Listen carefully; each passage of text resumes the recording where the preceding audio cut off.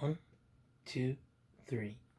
Hi, I'm Mr. Jesus, and I hope you like scary books, because today I have a good one. This is called Cat Kong, and it is written and directed by Dave Pilkey. If you notice, there's a little bit of wear and tear on the cover and in the book because I've had this for a very long time. It was actually given to me by my friend Miss Christoph, and I'm Mr. Jesus. Let's begin. One dark and perilous night, 3 mouse explorers sailed toward a strange, uncharted island. Captain Charles Limburger steered the tiny vessel, while Dr. Vincent Varmint and his beautiful assistant, Rosie Rodent, looked on. When they reached the island, the 3 explorers were astonished. A group of natives was performing an ancient ceremony, offering up a sacrificial can of tuna fish and repeating a mysterious chant.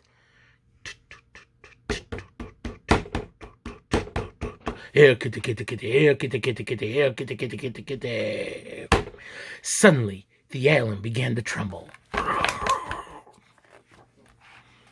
Crashing through the thick forest came the most frightening creature ever known to mousekind, the mighty Cat Kong. Meowing and hissing ferociously, the colossal cat took 3 giant kitty steps and tripped over the tuna fish can. Clunk! Cat Kong bumped his head on the ground and was knocked out cold. "If only we could bring him back to the city with us," said Dr. Varmint. "No," replied Rosie Rodent. "It would be wrong to take this creature away from its natural habitat just to satisfy our scientific curiosity." "Forget science," squeaked Dr. Varmint. "Think of all the money we could make."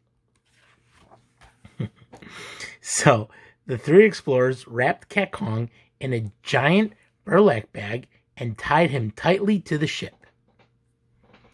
As they sailed back to the great city of Mousopolis, they took special care not to let the cat out of the bag. Several days later, in downtown Mousopolis, Dr. Varmint unveiled his discovery to the sold-out crowd. "Ladies and gentlemen," he squeaked, "I give you Cat Kong, the 9-lived wonder of the world." The audience cheered. Cat Kong, however, was not amused. The towering tomcat hissed and meowed wildly. "Meow, meow, meow." "Do not be afraid," Dr. Varmint told the crowd. "There's no way this creature can escape. I repeat, there's no way this creature can escape." "Well, actually, I could be wrong about that." Soon, the city of Mousopolis was in a panic. The ferocious feline tore through the streets, knocking down buildings, ripping out power lines, and generally causing quite a ruckus. Captain Charles Limburger rushed off to organize a counterattack team, while the beautiful Rosie Rodent watched the destruction from her apartment window. "Help!" cried the engineer. "The cat's got my train." "Help!" squeaked the butcher. "The cat's got my tongue." "Help!" shrieked Rosie. "The cat's got me." Soon, the crazed cat was heading straight for the top of the Romana Inn, with the beautiful Rosie tailing behind.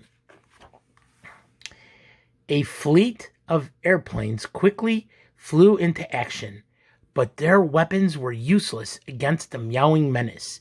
It seemed as if nothing could stop the terrifying Cat Kong.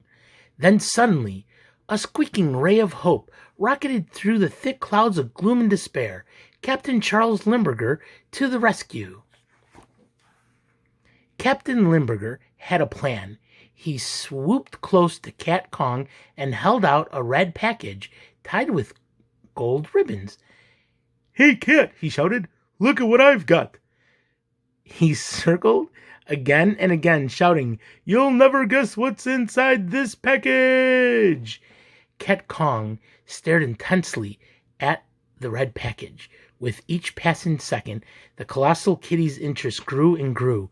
Finally, Cat Kong could stand it no longer. He had to find out what was inside that package. With one swift paw, the puzzled pussycat reached out for the red package and lost his balance. Meow.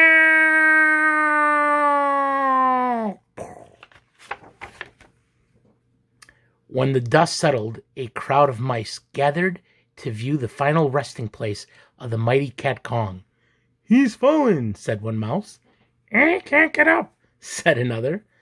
"Well," said the chief of police, "it looks as if Beauty killed the beast." "No," said Dr. Varmint as he looked sadly into the glowing red horizon. "It was curiosity. Curiosity killed the cat." This is pretty scary. The end. Thank you. See you again.